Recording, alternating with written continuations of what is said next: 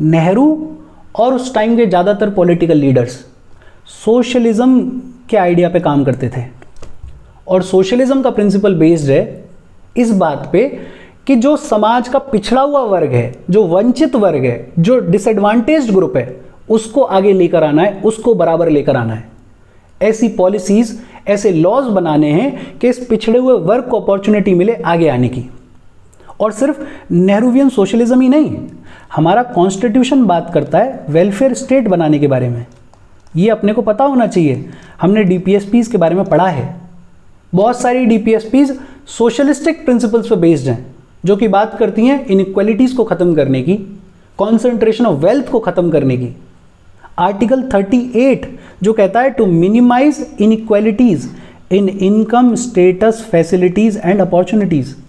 Article 39 जो कहता है prevention of concentration of wealth and means of production. एक तरफ नेहरूवियन सोशलिज्म, दूसरी तरफ वेलफेयर स्टेट बनाने का सपना। और इस सब बैकग्राउंड में बातचीत शुरू हुई लैंड रिफॉर्म्स। सरकार ने लैंड रिफॉर्म्स लाने की कोशिश की। सरकार ने जमींदारी सिस्टम को अबॉलिश करने की बात की, अबॉलिशन ऑफ जमींदारी। बड़े बड़े जमींदार लोग हुआ करते थे ब्रिटिश इंडिया के टाइम से ही, ऐसे जमींदार जिनके पास 1000 2-2 हज़ार बीघा ज़मीन है। ऐसे देश में जहाँ ज़्यादातर पीजेंट्स ऐसे हैं जिनके पास अपनी कोई ज़मीन नहीं है, लैंडलेस हैं, अगर ज़मीन है भी तो 1 बीघा 2 बीघा ज़मीन है। ऐसे देश में 1000 2-2 हज़ार बीघे का जमींदार होना, concentration of wealth, concentration of land होना, ये वायलेशन है डीपीएसपीज का। तो जमींदारी सिस्टम को अबॉलिश करने की बातचीत की। लैंड सीलिंग, लिमिट लगाने की बात की कि एक फैमिली के पास में अगर एक लिमिट से ज़्यादा ज़मीन है तो सरकार उस ज़मीन को छीन लेगी और उसको डिस्ट्रीब्यूट कर देगी लैंडलेस पीजेंट्स के बीच में। लेकिन जब भी सरकार ऐसा कुछ करती तो ये बड़े बड़े जमींदार लोग ये पहुंच जाते कोर्ट, और कोर्ट में इनको सारा मिलता 2 फंडामेंटल राइट्स का।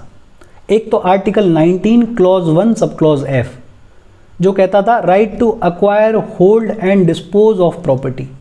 Article 31 right to property. हालांकि अब तो इनको हटा दिया गया है, डिलीट कर दिया गया है, अब ये फंडामेंटल राइट्स नहीं है, लेकिन तब तो थे। और ये कोर्ट पहुंच के आर्ग्यूमेंट देते थे कि देखो हमारे आर्टिकल 31, हमारे article 19 clause 1 sub clause F हमारे फंडामेंटल राइट्स का वायलेशन हो रहा है। और सुप्रीम कोर्ट के पास में भी कोई चॉइस थोड़ी थी, फंडामेंटल राइट्स में लिखा हुआ है राइट टू प्रॉपर्टी, तो सुप्रीम कोर्ट को इन जमींदारों की बात सुननी पड़ती थी।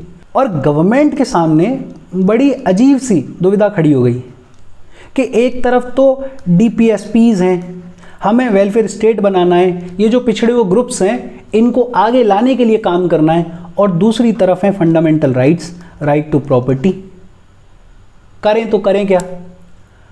तो गवर्नमेंट लेकर आई फर्स्ट कॉन्स्टिट्यूशनल अमेंडमेंट एक्ट 1951 में, और इस फर्स्ट कॉन्स्टिट्यूशनल अमेंडमेंट एक्ट के थ्रू सरकार ने ऐड किया आर्टिकल 31A। 31A के बारे में अपन ने बात की है। इस आर्टिकल 31A ने फाउंडेशन रखी लैंड रिफॉर्म्स की। अगर याद हो तो 5 कैटेगरी ऑफ लॉज को प्रोटेक्शन मिली है आर्टिकल 31A में। कौन से वो 5 कैटेगरीज हैं? पहला बात करता है एक्विजिशन ऑफ ईस्टेट के बारे में। दूसरा बात करता है taking over management of properties के बारे में। तीसरा बात करता है एमेलगमेशन ऑफ कॉरपोरेशंस के बारे में। चौथा बात करता है कि जो डायरेक्टर्स होते हैं, शेयर होल्डर्स होते हैं, अगर इनके राइट्स को मॉडिफाई करना है तो वो भी किया जा सकता है। और पांचवा बात करता है माइनिंग के जो लीज एग्रीमेंट्स हैं उनको अगर मॉडिफाई करना है या पूरी तरह से ख़त्म करना है तो वो भी कर सकती है सरकार। और ऐसे 5 कैटेगरी से रिलेटेड कोई भी कानून अगर सरकार बनाएगी तो उनको चैलेंज नहीं किया जा सकता, उनको खारिज नहीं किया जा सकता, ये कहकर कि वो आर्टिकल 14, आर्टिकल 19 और आर्टिकल 31 का वायलेशन करते हैं। Article 14 equality before law, article 19 clause 1 sub clause F अभी पढ़ के आए अपन, और article 31 right to property. Basically 31A में प्रोटेक्शन दे दी गई इन 5 कैटेगरी के लॉज को, आर्टिकल 14, आर्टिकल 19 और आर्टिकल 31 से। ये 31A के बारे में अपन ने पढ़ा हुआ है बहुत ढंग से। इसके अलावा आर्टिकल 31B ऐड किया, 31B और 9th शेड्यूल, और 31B में लिख दिया 9th शेड्यूल में अगर किसी भी लॉ को, एक्ट को प्लेस कर दिया जाएगा तो उसको जुडिशली रिव्यू नहीं किया जा सकता, उसको चेक भी नहीं किया जा सकता। 9th शेड्यूल हमारे कॉन्स्टिट्यूशन का सबसे controversial schedule, absolute immunity provided, कि अगर कोई एक्ट इस 9th शेड्यूल में प्लेस्ड है तो उसको चेक भी नहीं कर सकते हैं कि वो कॉन्स्टिट्यूशनली वैलिड है या नहीं है। और तीसरा आर्टिकल 15 क्लॉज 4 ऐड किया। इसके बारे में अपन ने पढ़ा है, इसका बैकग्राउंड है चंपकम दोराय राजन केस। और 15 क्लॉज 4 में कहा गया कि SC, ST या फिर सोशली और एजुकेशनली बैकवर्ड क्लासेस के लिए सरकार कोई भी स्पेशल प्रोविजन बनाती है एजुकेशन से रिलेटेड तो बना सकती है, और उसको चैलेंज नहीं किया जा सकता ये कहकर कि वो आर्टिकल 15 और आर्टिकल 29 क्लॉज 2 को वायलेट करता है। ये अपन ने ऑलरेडी पढ़ा हुआ है। और अब बड़ी अजीब सी सिचुएशन खड़ी हुई। अब तक तो जमींदार लोग कोर्ट पहुंचते थे और कोर्ट में जाके कहते थे कि देखो हमारे फंडामेंटल राइट आर्टिकल 19, आर्टिकल 31 का वायलेशन हो रहा है और हमें बचाओ। लेकिन अब सरकार ने आर्टिकल 31A में लिख दिया कि भाई हम आपकी प्रॉपर्टी को अक्वायर कर सकते हैं, एक्विजिशन ऑफ एस्टेट, और आप 14, 19 और 31 के वायलेशन के लेवल पे उसको चैलेंज नहीं कर सकते हो। प्रोटेक्शन दे दिया आर्टिकल 31A में, और 31A को फंडामेंटल राइट बना दिया गया है। तो अब क्या करें जमींदार लोग? तो अब एक नया डिबेट शुरू हुआ, आर्टिकल 13 वर्सेस 368। 13 अपन ने पढ़ा हुआ है, 368 पिछले ही सेशन में पढ़ा है अपन ने, amendment of the constitution. Court के सामने एक केस आया, शंकरी प्रसाद वर्सेस यूनियन ऑफ इंडिया 1951, और यहां डिबेट शुरू हुई आर्टिकल 13 और 368 की। बड़ी इंटरेस्टिंग डिबेट है। आर्टिकल 13 अगर याद हो तो आर्टिकल 13 ये कहता है कि अगर कोई लॉ फंडामेंटल राइट्स को वायलेट करता है तो उसको वॉइड डिक्लेयर किया जाएगा, उसको खारिज डिक्लेयर किया जाएगा। आर्टिकल 13 ये कहता है। और लॉ में सारी चीजें इंक्लूडेड हैं। लॉ में एक्ट कोई बनाए तो वो भी इंक्लूडेड है, लॉ में ऑर्डिनेंस कोई पास किया गया है तो वो भी इंक्लूडेड है, लॉ में कोई ऑर्डर, कोई नोटिफिकेशन, कोई रूल, कोई रेगुलेशन, कोई बाई लॉ, वो सब भी इंक्लूडेड है। यहाँ तक कि लॉ में कोई भी ऐसा कस्टम जिसमें फोर्स है लॉ के बराबर का तो उसको भी इंक्लूड किया गया है। और ये कह दिया गया कि ये अगर फंडामेंटल राइट्स को वायलेट करते हैं तो उनको आर्टिकल 13 के तहत वाइड डिक्लेयर किया जाएगा। शंकरी प्रसाद केस में ये कहा गया कि देखो आर्टिकल 13 कह रहा है कि कोई लॉ अगर फंडामेंटल राइट को वायलेट करेगा तो उसे वाइड डिक्लेयर किया जाए, और आर्टिकल 368 जो कि बात करता है कॉन्स्टिट्यूशन को अमेंड करने की, उसमें पावर्स दी हुई हैं पार्लियामेंट को कि पार्लियामेंट कॉन्स्टिट्यूशन को अमेंड कर सकता है। पिछले सेशन में पढ़ा है अपन ने। और आर्टिकल 368 के अंदर जो कॉन्स्टिट्यूशनल अमेंडमेंट किया जाता है उसको बुलाया जाता है कॉन्स्टिट्यूशनल अमेंडमेंट एक्ट, और ये एक्ट बड़ा इंपॉर्टेंट है। इसी के सहारे आर्ग्यूमेंट दिया गया कि देखो आर्टिकल 13 में कोई भी लॉ अगर फंडामेंटल राइट को वायलेट करता है तो उसको वाइड डिक्लेयर करना है, और लॉ के तहत एक्ट भी आता है। और ये जो 368 है ये भी कॉन्स्टिट्यूशनल अमेंडमेंट एक्ट है, तो इसको भी आर्टिकल 13 के तहत कंसीडर करना चाहिए। और फर्स्ट कॉन्स्टिट्यूशनल अमेंडमेंट एक्ट अगर अपन देखें तो वो फंडामेंटल राइट को वायलेट कर रहा है। ये कह रहा है कि हम आपकी प्रॉपर्टी को छीन सकते हैं, एक्विजिशन ऑफ एस्टेट, और आप उसको चैलेंज भी नहीं कर सकते हो। तो अब ये डिस्कोर्स शुरू हुआ कि देखो 368 को आर्टिकल 13 के लॉ की डेफिनेशन के अंडर कंसीडर किया जाए, और क्योंकि फर्स्ट कॉन्स्टिट्यूशनल अमेंडमेंट एक्ट हमारे राइट टू प्रॉपर्टी को छीन रहा है एक तरीके से, तो उसको वाइड डिक्लेयर किया जाए। ये आर्ग्यूमेंट दिया गया। लेकिन कोर्ट ने ये कहा कि ये जो कॉन्स्टिट्यूशनल अमेंडमेंट किया जाता है under article 368, it does not come under expression law as given in article 13 clause 2, कि आर्टिकल 13 में जो लॉ है उसके अंडर आर्टिकल 368 नहीं आता है, 368 अलग है। लॉ में जो ऑर्डिनरी लॉज आते हैं वो आते हैं, कॉन्स्टिट्यूशनल अमेंडमेंट एक्ट जो है वो आर्टिकल 13 की डेफिनेशन के अंडर नहीं आता है, और इसलिए इसको आर्टिकल 13 की लॉ की डेफिनेशन के अंडर वॉइड डिक्लेयर नहीं किया जा सकता। बेसिकली कोर्ट ने एक लैंग्वेज में ये कह दिया कि पार्लियामेंट जो है वो फंडामेंटल राइट्स को छीन सकता है, अमेंड कर सकता है, टेक अवे कर सकता है, इन्फ्रिंज कर सकता है। और कोर्ट का ये स्टैंड रहा काफ़ी लंबे टाइम तक। इनफैक्ट शंकरी प्रसाद के बाद सज्जन सिंह केस जो कि 1964 का केस है, वहां तक कोर्ट का यही स्टैंड रहा। कोर्ट का स्टैंड बदला गोलकनाथ केस में। 17th कॉन्स्टिट्यूशनल अमेंडमेंट एक्ट लाया गया था 1964 में, और इस 17th कॉन्स्टिट्यूशनल अमेंडमेंट एक्ट के थ्रू राजस्थान और पंजाब जैसे स्टेट्स के लैंड रिफॉर्म एक्ट्स को 9th शेड्यूल में प्लेस कर दिया गया था।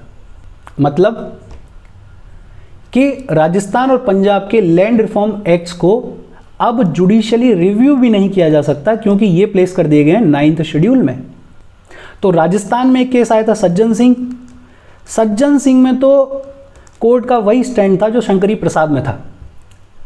लेकिन पंजाब के लैंड रिफॉर्म एक्ट्स के अगेंस्ट में केस आया Golaknath case versus state of Punjab 1967।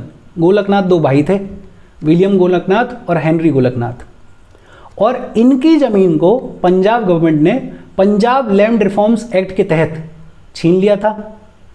और ये कोर्ट पहुंचे और इन्होंने कोर्ट में आर्ग्यू किया कि ये जो 17th कॉन्स्टिट्यूशनल अमेंडमेंट एक्ट है ये अनकॉन्स्टिट्यूशनल है, ये वॉइड है, इसको खारिज करो। गोलकनाथ केस में 11 जजेस की बेंच बैठी, उस जमाने तक की सबसे बड़ी बेंच, और उस बेंच ने कहा कि भाई ठीक है, गोलकनाथ ब्रदर्स जो कह रहे हैं वो सही बात कह रहे हैं। ये जो आर्टिकल्स, ये जो कॉन्स्टिट्यूशनल अमेंडमेंट किया गया है 17th कॉन्स्टिट्यूशनल अमेंडमेंट एक्ट, ये अनकॉन्स्टिट्यूशनल है, ये वॉइड है। और कोर्ट ने ये कह दिया कि ये जो 368 में कॉन्स्टिट्यूशनल अमेंडमेंट किया जाता है ये भी आर्टिकल 13 के लॉ की डेफिनेशन के अंडर आता है, और इसको भी चेक किया जा सकता है कि ये फंडामेंटल राइट्स को वायलेट कर रहा है या नहीं कर रहा है।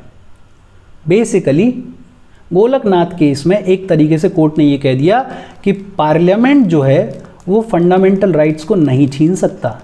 अब तक शंकरी प्रसाद से लेकर सज्जन सिंह तक क्या स्टैंड था कि पार्लियामेंट फंडामेंटल राइट्स को छीन सकता है, लेकिन यहां गोलकनाथ केस में कोर्ट ने अपना स्टैंड बदला और यह कहा कि पार्लियामेंट फंडामेंटल राइट्स को नहीं छीन सकता। और ये गोलकनाथ केस उस दौर की बात है जब इंदिरा गांधी पावर में है। इंदिरा गांधी को बड़ा बुरा लगा, झटका लगा कि यार ये क्या हुआ।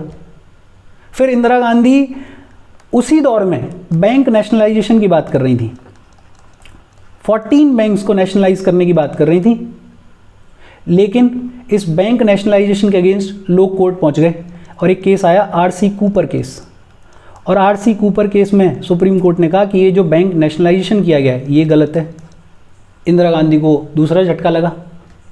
तीसरा, इंदिरा गांधी प्रीवी पर्स को अबॉलिश करने की बात कर रही थी, और इस प्रीवी पर्स के अगेंस्ट में माधवराव सिंधिया पहुंच गए सुप्रीम कोर्ट कि ये जो प्रीवी पर्स को अबॉलिश किया जा रहा है ये गलत किया गया है। और सुप्रीम कोर्ट ने कहा कि हाँ भाई, प्रीवी पर्स को अबॉलिश किया जा रहा है ये गलत है, नहीं होना चाहिए।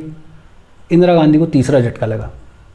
और इंदिरा गांधी फियर्स लीडर थी, अपनी बात मनवाने की आदत थी उन्हें, कोई फर्क नहीं पड़ रहा सुप्रीम कोर्ट क्या कह रहा है, उनको जो करना है वो करना है।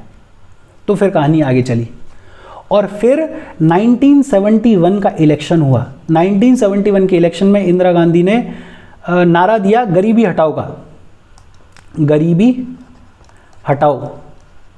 और इंदिरा गांधी ने इलेक्शन में ऐसी भूमिका बनाई, लोगों को कहना शुरू किया कि देखो मैं तो बैंक्स को नेशनलाइज करना चाह रही हूँ तुम्हारे फ़ायदे के लिए, मैं तो प्रीवी पर्स को अबॉलिश करना चाह रही हूँ तुम्हारे फ़ायदे के लिए, मैं तो ये बड़े बड़े जमींदारों की ज़मीन को भी लेकर तुम्हारे बीच में डिस्ट्रीब्यूट करना चाह रही हूँ। लेकिन सुप्रीम कोर्ट आड़े आ रहा है, ये जो राजा महाराजा हैं ये आड़े आ रहे हैं, और अगर आप लोग चाहते हो कि मैं ये सारी चीज़ें कर पाऊँ तो मुझे समर्थन दो, मुझे मेजॉरिटी दो। 1971 का इलेक्शन हुआ और 1971 के इलेक्शन में कांग्रेस को मिली 352 सीट्स, प्रचंड बहुमत। इंदिरा गांधी पावर में आई और फिर इंदिरा गांधी ने अपने रंग दिखाना शुरू किया। इंदिरा गांधी लेकर आई 24th constitutional amendment act, 25th constitutional amendment act, 26th constitutional amendment act, 27th, 28th, 29th। 24th constitutional amendment act of 1971 के थ्रू ये जो गोलकनाथ केस में सुप्रीम कोर्ट ने कहा था कि पार्लियामेंट फंडामेंटल राइट्स को नहीं छीन सकता, इसको बदला गया। और 24th कॉन्स्टिट्यूशनल अमेंडमेंट एक्ट के थ्रू आर्टिकल 368 में क्लॉज 3 ऐड किया गया और आर्टिकल 13 में क्लॉज 4 ऐड किया गया और कह दिया गया कि आर्टिकल 368 पे आर्टिकल 13 का कुछ भी लागू नहीं होता। जो यहाँ पे कहा गया था, कोर्ट ने कहा था कि ये जो 368 है ये भी आर्टिकल 13 के अंडर आता है, इसको लिख दिया कि नहीं भाई साहब, आर्टिकल 368 का कोई लेना देना नहीं है आर्टिकल 13 से। और सेम बात 13 क्लॉज 4 में लिख दी कि आर्टिकल 368 का कोई लेना देना नहीं है आर्टिकल 13 से। विच मीन्स कि पावर दे दी पार्लियामेंट को दोबारा कि पार्लियामेंट अगर चाहे तो फंडामेंटल राइट्स को भी छीन सकता है, कोई दिक्कत नहीं है। 25th में इन्होंने बैंक नेशनलाइजेशन को इंप्लीमेंट किया। 26th में इन्होंने प्रीवी पर्स वाले वर्डिक्ट को खारिज किया और ऐसे चलता रहा।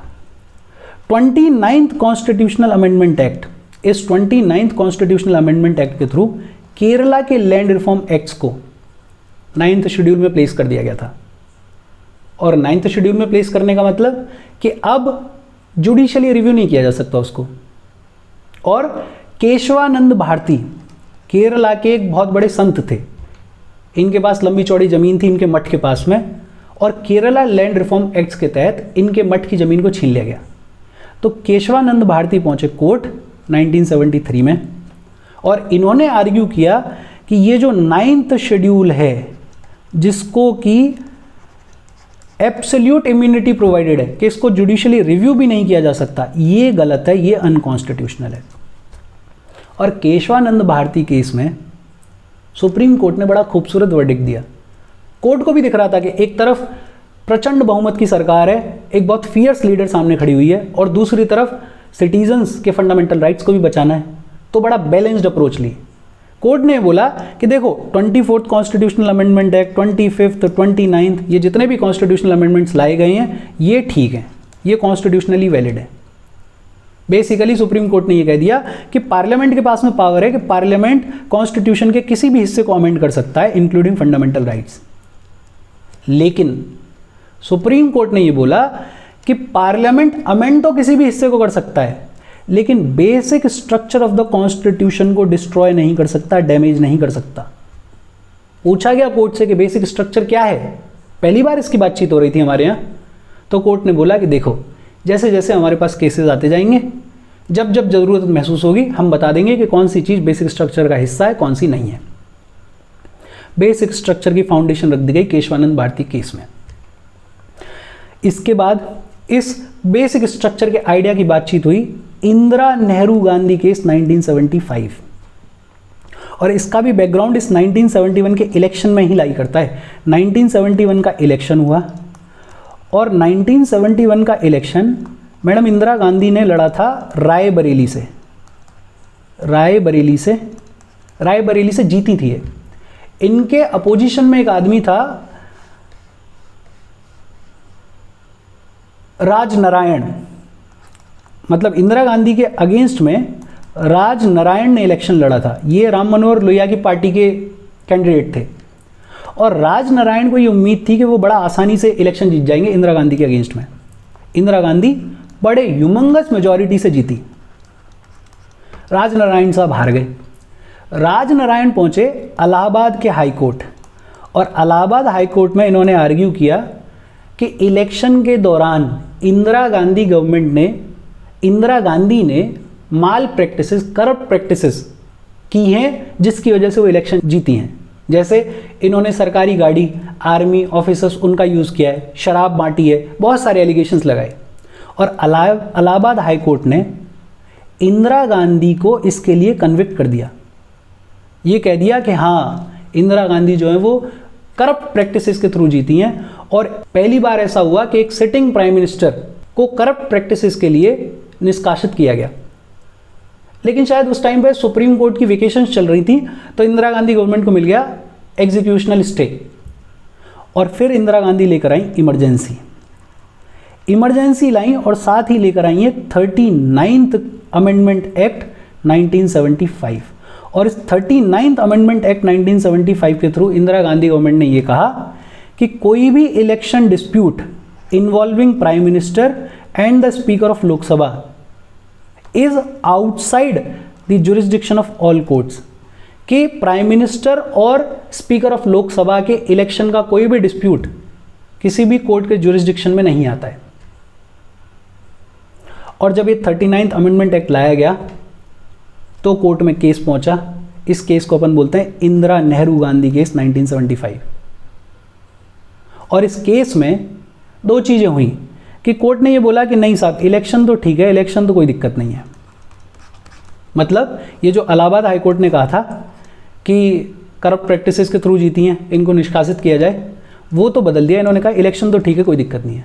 लेकिन कोर्ट ने ये कहा कि 39th कॉन्स्टिट्यूशनल अमेंडमेंट एक्ट 1975 में जो लाया गया, जिसके थ्रू ये कहा जा रहा है कि प्राइम मिनिस्टर और लोकसभा के स्पीकर के इलेक्शन डिस्प्यूट को किसी भी कोर्ट में क्वेश्चन नहीं किया जा सकता, ये गलत है, ये अनकॉन्स्टिट्यूशनल है। इसको वाइड डिक्लेयर किया गया, इसको खारिज डिक्लेयर किया गया। फिर 42nd constitutional amendment act 1976, 42nd constitutional amendment act के थ्रू आर्टिकल 368 को अमेंड किया गया। कॉन्स्टिट्यूशन को अमेंड करने की जो पावर्स मिली हैं, जिसको अपन ने पिछले सेशन में ही पढ़ा है, आर्टिकल 368 में ये लिख दिया गया कि पार्लियामेंट की कॉन्स्टिट्यूएंट पावर्स पे कोई लिमिटेशन नहीं है, and no amendment can be questioned in any court on any ground including that of the contravention of any of the fundamental rights. Basically ये कह दिया गया आर्टिकल 368 में कि भाई साहब, पार्लियामेंट की कॉन्स्टिट्यूएंट पावर्स पे कोई लिमिटेशन नहीं है, और पार्लियामेंट कोई भी अमेंडमेंट लेकर आए उसको क्वेश्चन नहीं किया जा सकता इस ग्राउंड्स पे कि वो फंडामेंटल राइट्स को वायलेट करता है। इसके बारे में अपन ने पढ़ा नहीं है जब अपन ने आर्टिकल 368 पढ़ा है। क्यों नहीं पढ़ा? क्योंकि इसको खारिज कर दिया गया in the Minerva Mills case of 1980। Supreme Court invalidated this provision as it excluded judicial review which is a basic feature of the constitution. और फिर वामन राव केस आया है 1980। वामन राव केस में सुप्रीम कोर्ट ने कहा कि देखो, बेसिक स्ट्रक्चर नाम की चीज़ है, और ये क्लैरिफाई किया कि जितने भी कॉन्स्टिट्यूशनल अमेंडमेंट्स अप्रैल 24, 1973 के बाद लाए गए हैं, केशवानंद भारती केस के वर्डिक्ट की डेट के बाद लाए गए हैं, उनको चैलेंज किया जा सकता है, उनको चेक किया जा सकता है। 9th शेड्यूल में भी अगर वो रखे हुए हैं तो भी उनको चेक किया जा सकता है, अगर उनको 24 अप्रैल 1973 के बाद प्लेस किया गया है। और यही सेम बात IR कोहेलो केस में भी कही गई है, ये भी अपन ने पढ़ा हुआ है। और उसके बाद से बेसिक स्ट्रक्चर एक बहुत खूबसूरत इनोवेशन की तरह से सरकार की पावर्स पे चेक का काम करता है। कुछ over the period of time चीज़ें ऐसी हैं जिनको ऐड किया गया है, जिनको बताया गया है कि ये बेसिक स्ट्रक्चर का हिस्सा हैं। वो एलिमेंट्स क्या हैं? सुप्रीमेसी ऑफ द कॉन्स्टिट्यूशन, कि कॉन्स्टिट्यूशन सुप्रीम है, कॉन्स्टिट्यूशन से ऊपर कुछ नहीं है, ये बेसिक स्ट्रक्चर का पार्ट है। Sovereignty, democratic and Republican nature of Indian polity. Court ने बताया कि sovereignty, democratic and Republican nature हमारे कंट्री का, ये भी बेसिक स्ट्रक्चर का पार्ट है। सेक्युलरिज्म बेसिक स्ट्रक्चर का पार्ट है। Separation of powers between legislature, executive and judiciary, ये भी बेसिक स्ट्रक्चर का पार्ट है। Federal character of the constitution, ये जो पावर शेयरिंग का अरेंजमेंट है हमारे कॉन्स्टिट्यूशन में, ये भी बेसिक स्ट्रक्चर का पार्ट है। Unity and integrity of the nation, welfare state, judicial review, ये सब बेसिक स्ट्रक्चर का पार्ट है। Freedom and dignity of individual, parliamentary system, rule of law, harmony and balance between fundamental rights and directive principles, ये सब कुछ basic structure का part है। इसके अलावा principle of equality, free and fair elections, independence of judiciary, limited power of parliament to amend the constitution, effective access to justice, principles underlying fundamental rights, powers of Supreme Court under Article 32, 136, 141, 142. 32 तो अपन ने पढ़ा है, right to constitutional remedies. 136, 141, 142 अपन पढ़ेंगे। Powers of high court under article 226 and 227, ये सब कुछ basic structure का part है। ये over the period of time courts ने हमें बताया। अच्छा, लक्ष्मीकांत में इस चैप्टर के एंड में एक टेबल दे रखा है जहां बताया हुआ है कि किस केस में किस चीज़ को बेसिक स्ट्रक्चर का हिस्सा बनाया गया। सारे अगर याद नहीं रहे तो कुछ इंपॉर्टेंट वाले केसेस देख लेना। जैसे एक तो देख लेना केशवानंद भारती केस को, जो कि 1973 में लाया गया है। एक देख लेना मिनर्वा मिल्स केस को, मिनर्वा मिल्स केस जो कि 1980 में लाया गया है। इंदिरा नेहरू गांधी केस को भी देख लेना, ये लाया गया था 1975 में। इसके अलावा एक है किल होतो होलोहन केस, ये 1992 का केस है।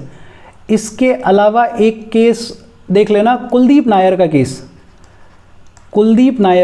ये कुलदीप नायर केस है 2006 का। और एक देख लेना IR कोयलो केस, ये 2007 का केस है। इन केसेस को जरूर देख लेना कि इन केसेस में किस चीज़ को बेसिक स्ट्रक्चर का हिस्सा बताया गया है। उसके अलावा और बहुत सारे केसेस दे रखे हैं उसमें, एक बार उनको भी देख लेना, बट ये इंपॉर्टेंट वाले। बेसिक स्ट्रक्चर की बातचीत यहाँ खत्म हो गई। कोई डाउट हो please comment. Thank you very much.